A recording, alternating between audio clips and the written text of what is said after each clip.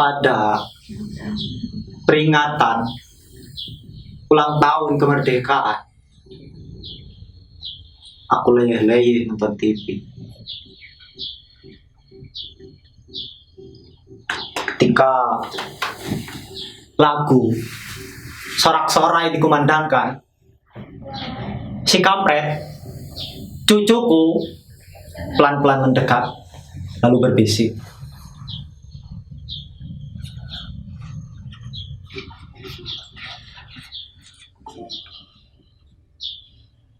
"Oke, apakah kita sudah merdeka?" Aku terkejut. Apa?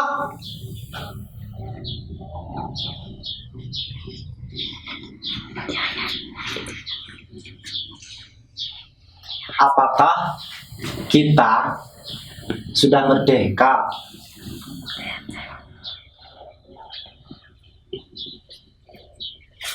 Aku mulai marah. Siapa yang menyuruhmu menanyakan itu?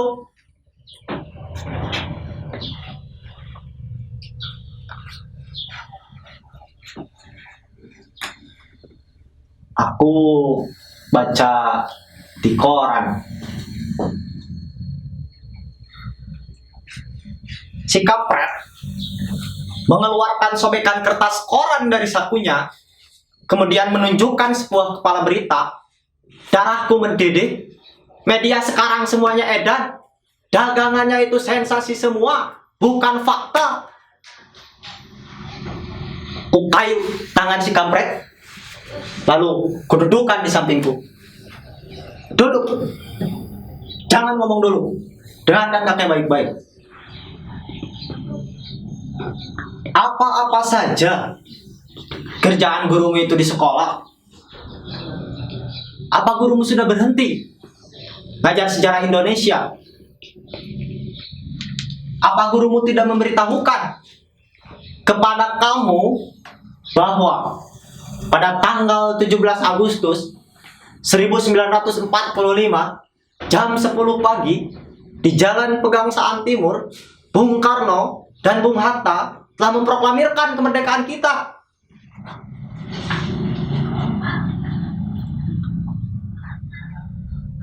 Proklamasi kami, bangsa Indonesia, dengan ini menyatakan kemerdekaan Indonesia.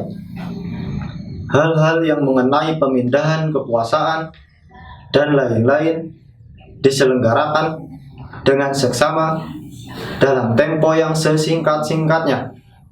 Jakarta, 17 Agustus 1945, atas nama bangsa Indonesia, Soekarno Hatta.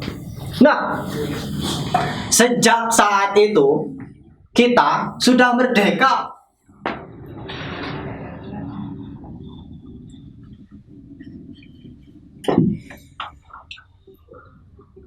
Jadi kita sudah merdeka ya, Kek?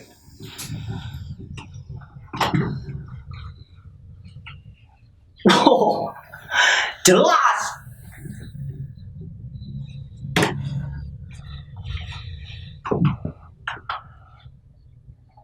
Kalau kita sudah merdeka, Kek, kenapa kita masih miskin? Hampir saja tanganku ini menampar mulut si kampret. Untung aku ingat, toyol ini masih cucuku sendiri. Sambil menahan geram, aku menggeram. Kampret, dengarkan kakek baik-baik. Kalau kita ini merdeka, itu artinya kita telah bebas dari penindasan penjajah. Kita bebas menentukan nasib kita sendiri.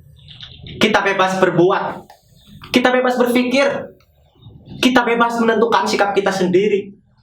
Tapi kalau kamu itu lapar, miskin, sakit, gagal, kecewa, kalah, hina, itu bukan urusan kemerdekaan.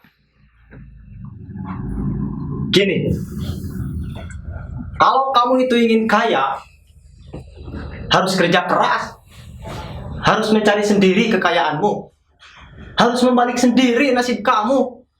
Tidak ada orang itu yang mau menolong. Kalau kamu ingin berhasil, mau jaya, mau hebat, harus kerja keras, harus berani bersaing, harus berani berkorban, harus bisa melawan tantangan. Tidak ada orang itu yang mau menyuapi, apalagi mengasihani. Kalau kamu itu ulet, berprestasi, pintar, kamu bakal jadi orang yang nomor 1. Tapi kalau kamu itu malas, bodoh, teler, melempem, doyannya hanya mengeluh, mengemis, protes, yakin kamu bakal jadi orang kere seumur hidup. Karena sebentar, jangan ngomong dulu. Karena kalau kita ini merdeka, kita harus bisa mempergunakan kebebasan yang telah diberikan oleh kemerdekaan. Jangan mentang-mentang kamu merdeka pikir kamu seenaknya sendiri, kebablasan, seenak udahmu sendiri. Padahal, sebentar, jangan ngomong dulu, aku belum selesai ngomong. Padahal, kalau kamu ini merdeka, kemerdekaan kamu dibatasi oleh kemerdekaan orang lain, milik saudara-saudaramu yang ada di lingkungan sekitar kamu, yang sama merdekanya dengan kamu. Walhasil, kalau kita ini merdeka, itu artinya kita tidak merdeka. Ngerti? Si kampret tidak menjawab. Ngerti?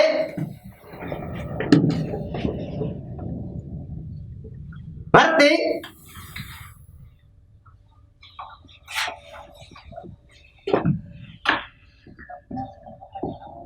Tidak. Nah, dengan kamu bilang tidak, kamu sudah menjadi orang yang merdeka. Hanya orang yang merdeka yang berani kapan saja bilang tidak. Di layar televisi, Sang Saka telah dikerek, diiringi lagu Indonesia Raya. Aku jadi merinding. Aku terlempar ke dalam masa revolusi. Ketika kami keluar masuk hutan, bersembunyi di balik ketiak-ketiak bukit, mencegat konvoi tentara kolonial, menghancurkan jembatan, malam-malam mengendap-endap ke kota, menyusup ke tangsi militer untuk mencuri senjata. Tapi kami disergap karena ada pengkhianatan. Aku lari dan kakiku tertembak.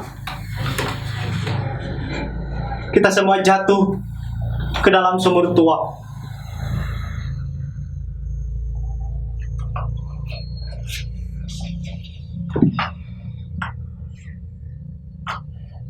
Jadi betul kek, kita sudah merdeka.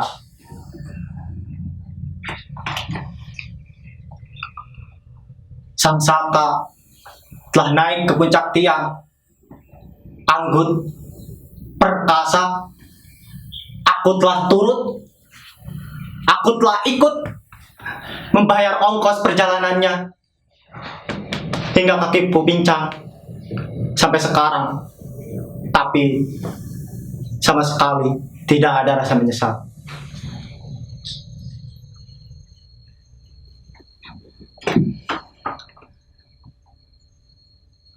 Jadi betul kayak kita sudah merdeka.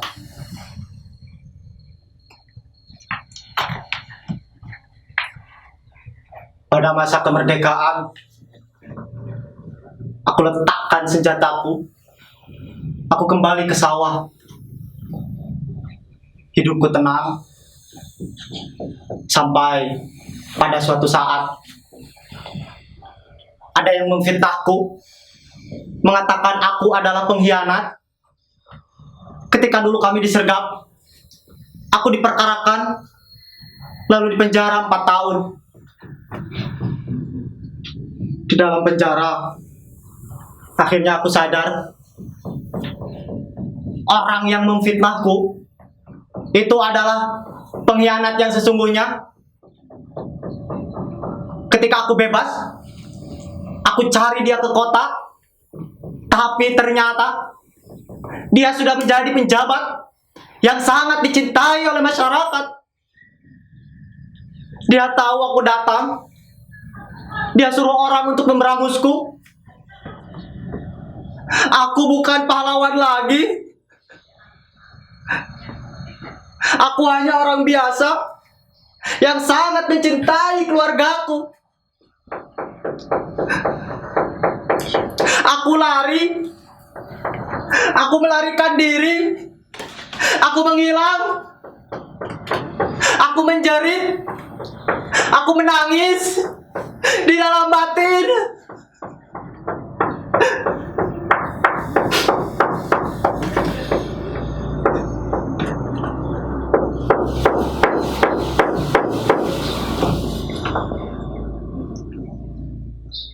Kalau betul kita sudah merdeka, kek, kenapa kakek menangis? Aku terkejut. Cepat-cepat aku serkain mataku. Aku kayu tangan si kampret. Lalu kututup mulutnya. Kampret, dengarkan kakek baik-baik. Kakek menangis karena kita sudah merdeka. Hanya orang yang merdeka yang boleh dan berani menangis dimanapun dan kapanpun ia ingin menangis.